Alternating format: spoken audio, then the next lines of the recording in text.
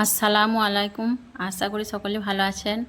তো এই মাছগুলো পুকুর থেকে টাটকা ধরে নিয়ে আসছে। আর এখানে একটা ছোট সাইজে প্যাঙ্গাস মাছ পেয়েছে। মাছটা জ্যান্ত আছে আর মাছটা লাফাচ্ছে। আর এখানে কিছু ছোট সাইজে তেলাপিয়া মাছ আছে। তো মাছগুলো আমি ভালোভাবে কেটে পরিষ্কার করে নেব।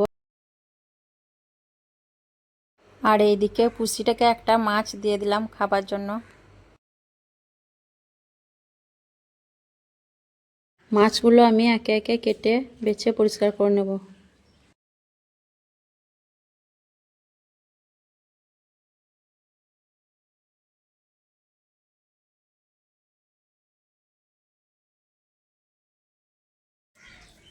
ছোট মাছগুলো কাটা হয়ে গেছে, এখন প্যাঙ্গাস মাছটা কেটে নেব।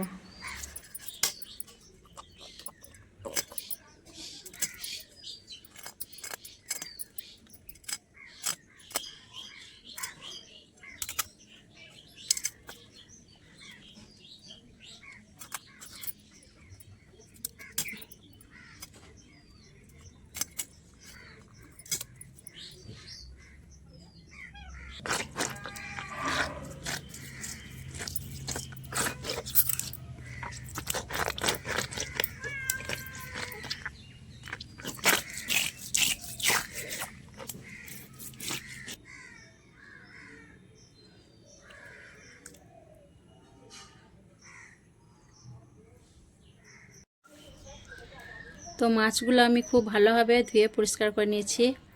আর এই মাছগুলো আমি কচু দিয়ে পাতলা ঝোল করে রান্না করব।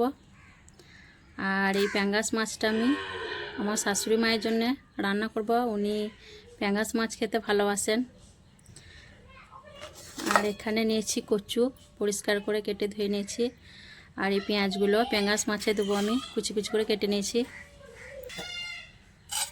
প্রথমে আমি এই ছোট মাছগুলো নুন হলুদ মাখিয়ে নেব ভাজার জন্য।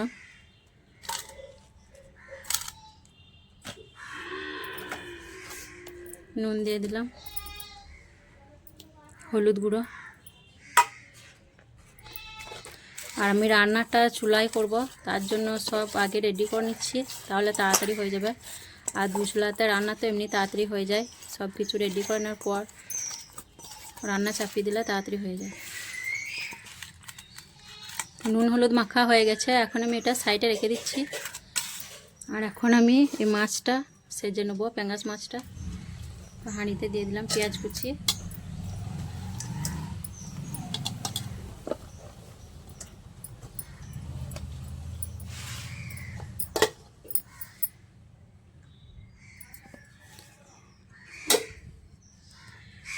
এখানে আছে 4-5টা গোটা লঙ্কা আর কাঁচা জিরে সামান্য একসঙ্গে বেটে নিয়েছি।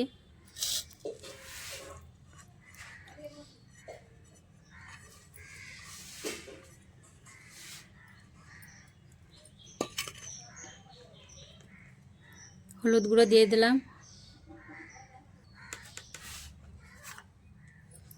নুন দিয়ে দিলাম 1/2 চামচ মতো,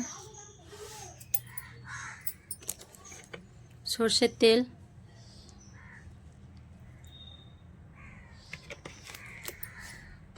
পেঁয়াজটা খুব ভালোভাবে চটকে মেখে নেব। ভালোভাবে মেখে নিয়েছি, এখন মাছটা দিয়ে দিচ্ছি।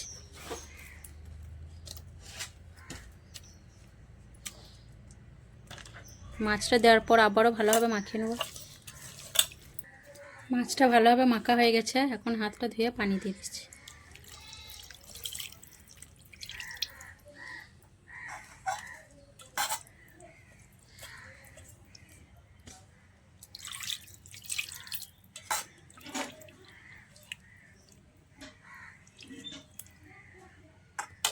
পানিটা একটু ঝোল ঝোল দিলাম, রান্না করার পর এটা আরও কমে যাবে।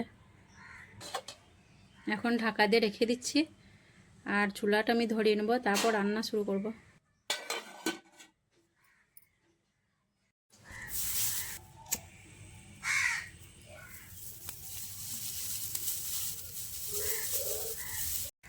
চুলাটা ধরানো হয়ে গেছে, আর এইদিকে কড়াইটা চুলা চাপিয়ে দিয়েছি, আর এইদিকে একদিকে ভাত চাপিয়ে দিয়েছি।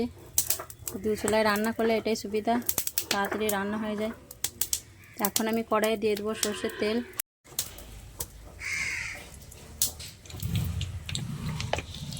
তেলটা খুব ভালোভাবে গরম হয়ে গেছে। এখন আমি মাছগুলো ভেজে নেব।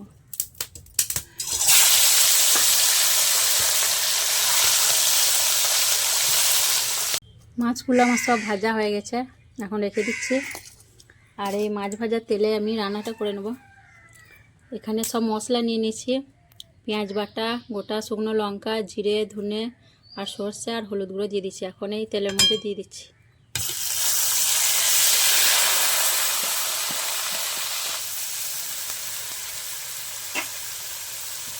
প্লেটটা ধুয়ে একটু পানি দিয়ে দিচ্ছি যাতে মশলাটা লেগে না যায়। 1 চামচ নুন দিয়ে দিচ্ছি। মশলাটা খুব ভালোভাবে কষিয়ে নেব। আর আমি এখানে আর লঙ্কা গুঁড়ো দেবো না, কারণ 4-5টা গোটা লঙ্কা বেটে নিয়েছি মশলার সঙ্গে। লঙ্কা দিলে ঝালটা বেশি হয়ে যাবে। আর বন্ধুরা, মাটির চুলার রান্না খেতে কতটা মজা, অবশ্যই একবার মাটির চুলায় রান্না করে খেয়ে দেখবেন। আমি তো প্রতিদিনই মাটির চুলায় রান্না করি আমার বাড়ির জন্য। মশলাটা খুব ভালোভাবে কষানো হয়ে গেছে আর তেল ছেড়ে বেরিয়ে এসছে। এখন আমি কেটে রাখা কচুগুলো দিয়ে দিচ্ছি।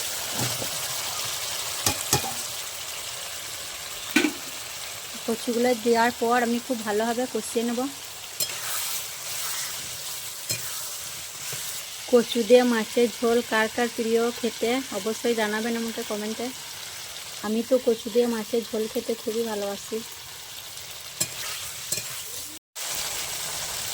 কচুটা খুব ভালোভাবে কষিয়ে নিয়েছি, এখন ঝোলের জন্য পানি দিয়ে দিচ্ছি।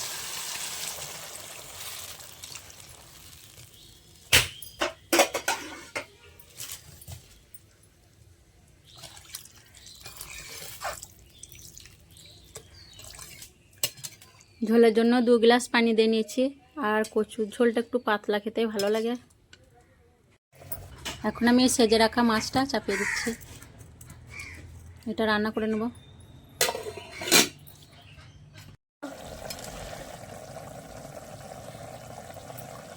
কচুটা সেদ্ধ হয়ে গেছে, এখন আমি ভেজে রাখা মাছগুলো দিয়ে দিচ্ছি। সব মাছগুলো দিইনি, 4টে দিয়েছি, বাকিগুলো থাকবে, ভাজায় খাওয়া হবে। আর দিয়ে দিচ্ছি ধনেপাতা কুচি। আর এই মাছটাতেও একটু দিয়ে দিচ্ছি।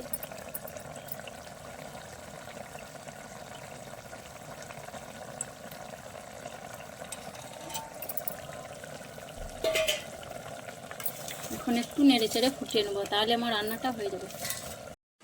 তো দেখুন বন্ধুরা, আমার মাটির চুলায় রান্না হয়ে গেছে কচু দিয়ে তেলাপিয়া মাছের ঝোল আর প্যাঙ্গাস মাছের তেল পেঁয়াজ। তো আমার রান্নাগুলো যদি ভালো লাগে অবশ্যই লাইক কমেন্ট করবেন আর আমার চ্যানেলটা সাবস্ক্রাইব করে আমার পাশে থাকবেন। তো আসবো আবার পরের ভিডিওয়। আল্লাহ হাফিজ।